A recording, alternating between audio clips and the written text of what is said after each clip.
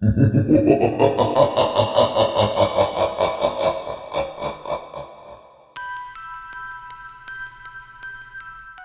ने हमें एक ईमेल भेजा है जो गुलिस्तान-ए-जौहर कराची से है।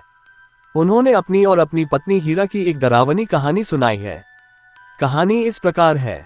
फहीम कराची की एक फैक्ट्री में काम करता है। हाल ही में वह गुलिस्तान-ए-जौहर में एक नए घर में शिफ्ट हुआ था। घर सुंदर और शांत था। फहीम और उसकी पत्नी हीरा ने यहाँ अपनी सामान्य जिंदगी शुरू की। फहीम की नौकरी में अक्सर रात की शिफ्ट होती थी, इसलिए उसकी पत्नी हीरा घर पर अकेली रहती थी। एक रात हीरा ने बाथरूम से कुछ आवाजें सुनी। आवाजें किसी के फुसफुसाने और धीरे धीरे चलने की प्रतीत हो रही थीं। जब वह बाथरूम गई तो वहां कुछ भी नहीं था। उसने इसे नजरअंदाज कर दिया और सोचा कि शायद उसकी सुनवाई का धोखा हो, लेकिन इस घटना ने उसे बेचैन कर दिया। अगली रात हीरा ने घर के अंदर कुछ कदमों की आवाजें सुनी। वह डर गई और अपने बेडरूम से बाहर आई। उसने देखा कि डाइनिंग टेबल के पास एक डरावना चेहरा वाला बूढ़ा आदमी खड़ा था। उसका चेहरा बहुत भयानक था, आंखें गहरी और खाली, और उसके होठों पर एक अस्वाभाविक मुस्कान थी। इस दृश्य को देखकर हीरा बेहोश हो गई।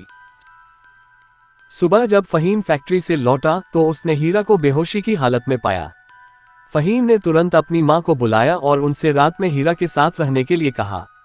हीरा को थोड़ा सहारा मिला, लेकिन उसका डर अभी भी बना हुआ था। अगले रात हीरा और फहीम की मां दोनों ने अपने बेडरूम के बाहर कुछ आवाजें सुनी। जब उन्होंने खिड़की से देखा तो वही डरावना चेहरा वाला बूढ़ा आदमी दिखाई दिया।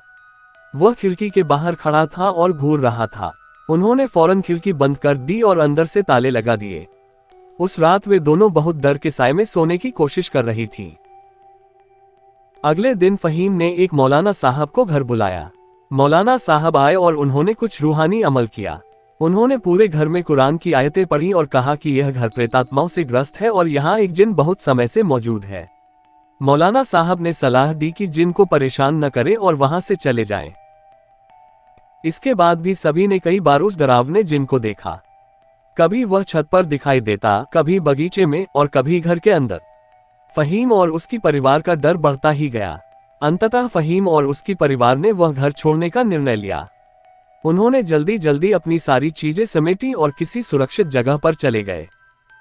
फहीम ने ईमेल में बताया कि यह भूतिया घर अभी भी खाली है और कोई भी उसमें जाने की हिम्मत नहीं करता। वहां के निवासियों के बीच ये घर एक डरावनी कहानी के रूप में प्रसिद्ध हो गया है। दर्शकों, अगर आपको आज की यह कहानी पसंद आई हो तो हमारे चैनल को सब्सक्राइब करें, हमें अपनी टिप्पणियां लिखें और इस वीडियो को दूसरों के साथ साझा करें। अलविदा।